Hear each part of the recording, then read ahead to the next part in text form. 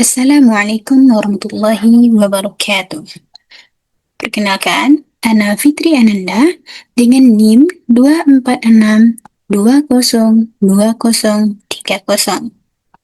Pada kesempatan ini, Ana akan mempresentasikan materi Ekonomi Moneter Islam pertemuan ke-6, yaitu tentang inflasi dan nilai tukar dalam perspektif konvensional dan Islam, serta kaitannya dengan isu global terkini. Pada pertemuan ini, terdapat 4 pembahasan utama. Yang pertama, inflasi yang mencakup definisi, jenis, penyebab, dan dampaknya. Yang kedua, inflasi dalam perspektif Islam. Yang ketiga, nilai tukar yang meliputi teori, sistem, dan faktor penentunya. Dan keempat, isu global terkait krisis mata uang serta dampaknya. Tujuan pembelajaran dari materi ini adalah agar kita mampu memahami konsep inflasi dan nilai tukar baik secara konvensional maupun dalam perspektif Islam. Nah, sekarang kita akan bahas apa itu inflasi. Inflasi adalah kenaikan harga barang dan jasa secara umum dan terus-menerus dalam jangka waktu tertentu. Dampaknya adalah menurunnya daya beli uang. Inflasi biasanya diukur menggunakan indeks harga seperti CPI dan PPI. Adapun tingkat inflasi dibagi menjadi 4 kategori, yaitu inflasi ringan di bawah 10 per tahun, 10% per tahun, inflasi sedang antara 10 hingga 30%, inflasi berat antara 30 hingga 100%, dan hiperinflasi di atas 100%. Di Indonesia, target inflasi ideal adalah sekitar 2,5% dengan toleransi plus minus 1%. Sekarang kita akan lihat penyebab dari inflasi. Inflasi dapat disebabkan oleh beberapa faktor. Yang pertama, demand pull inflation, yaitu inflasi yang terjadi karena permintaan yang lebih besar dibandingkan penawaran. Hal ini bisa disebabkan oleh peningkatan pengeluaran pemerintah, kredit bank, investasi, hingga jumlah uang beredar.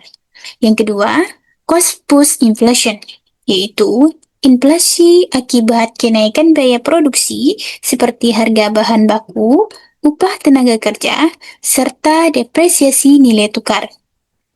Selain itu, terdapat teori kuantitas uang yang menyatakan bahwa jika jumlah uang beredar meningkat, maka harga-harga juga akan naik. Inflasi memberikan berbagai dampak dalam perekonomian. Yang pertama, memperburuk distribusi pendapatan, terutama bagi masyarakat berpenghasilan tetap. Yang kedua, menurunkan minat menabung dan mendorong investasi pada aset real. Yang ketiga, mempengaruhi neraca pembayaran karena ekspor menjadi kurang kompetitif. Keempat, berdampak pada kebijakan fiskal pemerintah. Yang kelima, menciptakan ketidakpastian dalam dunia bisnis. Dan yang terakhir, dapat melemahkan nilai tukar mata uang. Dalam perspektif Islam, inflasi telah dibahas oleh ulama seperti Al-Makrizi. Inflasi dibagi menjadi dua.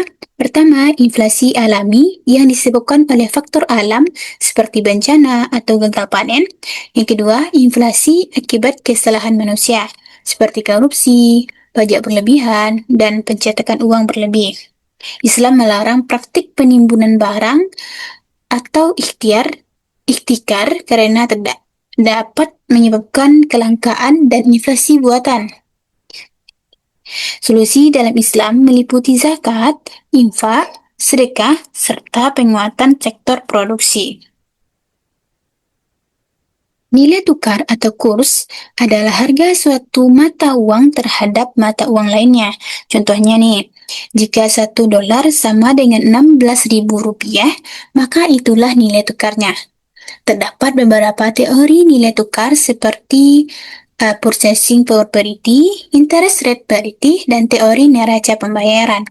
Selain itu, terdapat beberapa sistem nilai tukar seperti fixed rate, floating rate, dan float.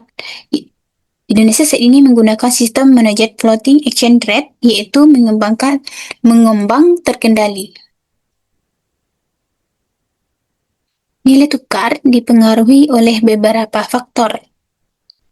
Di antaranya adalah inflasi suku bunga, neraca berjalan, cadangan devisa, sentimen pasar, dan stabilitas politik. Jika inflasi tinggi, maka nilai mata uang cenderung melemah. Sebaliknya, jika suku bunga naik, kondisi ekonomi stabil, maka mata uang cenderung menguat. Dalam Islam, pertukaran mata uang disebut dengan al-sarf. Transaksi ini harus memenuhi beberapa syarat, yaitu dilakukan secara tunai, tidak boleh ada penundaan, dan harus adil. Islam juga melarang spekulasi dalam transaksi mata uang karena mengandung unsur gharar. Sebagian ulama bahkan menganjurkan penggunaan dinar dan dirham karena lebih stabil. Prinsip utama dalam Islam adalah menjaga stabilitas dan keadilan dalam sistem ekonomi. Saat ini, dunia menghadapi berbagai isu global terkait inflasi dan nilai tukar.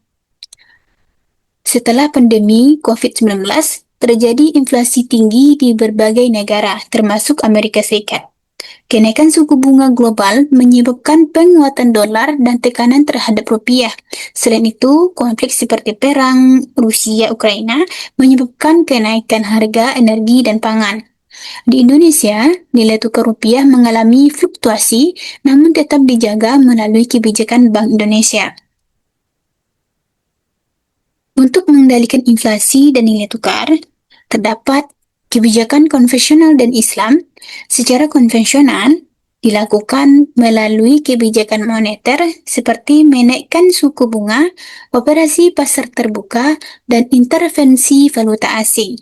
Sedangkan dalam Islam, solusi yang ditawarkannya yaitu sistem bagi hasil, larangan spekulasi, penguatan sektor real, serta penggunaan zakat dan wakaf sebagai stabilisator ekonomi. Sebagai kesimpulan, inflasi adalah kenaikan harga yang menurunkan daya beli, dan dalam Islam inflasi buatan harus dihindari.